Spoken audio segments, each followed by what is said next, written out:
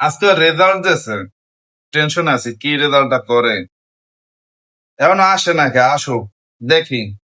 Result যদি কোনো ধরনের কোনো খারাপ হয় বা কোনো গাফলা হয়, তাই বেল্ট আর পিঠে আজকে পিঠেতে পিঠে ছিঁড়ে ফেলাম।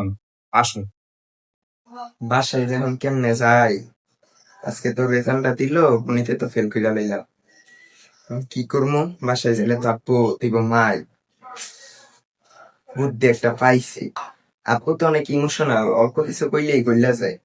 এই আজকে কষ্ট মষ্ট কইরা যেমনেও একদম কান্দার ভাব টাপ ধইরা যেমনেও কাপড় ইমোশনাল বানাইলে যাই।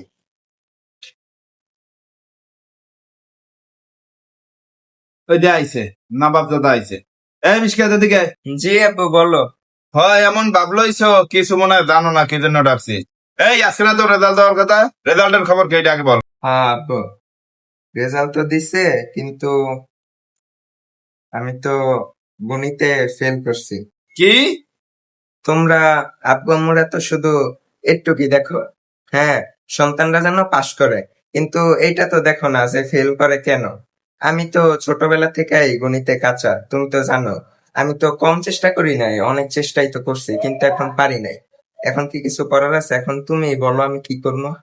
আরে লেবার অনেক কষ্ট, আর পাশ করা তো আরো কষ্ট, আর গণিত সাবজেক্টটা তো আরো কষ্ট। তোরাই মনে হয় শুধু লেখাপড়া করো, আমরা তো আর করি নাই। ঠিকই, ফেল করছো না, আর কি করা, কিছু করে নাই। তুই ভাবছিস কি আমি এগুলো বলবো?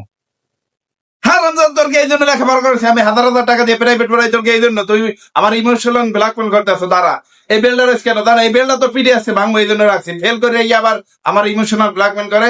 দাঁড়া দাঁড়া দাঁড়া। আব্বা গো দিছে গেছে 3 দিন, আর তোমার ঘরেই এমন ধরতে পারলে মারিয়ে লাইব, জোরে দৌড়াইতে হইব, জোরে দৌড়াইতে হইব।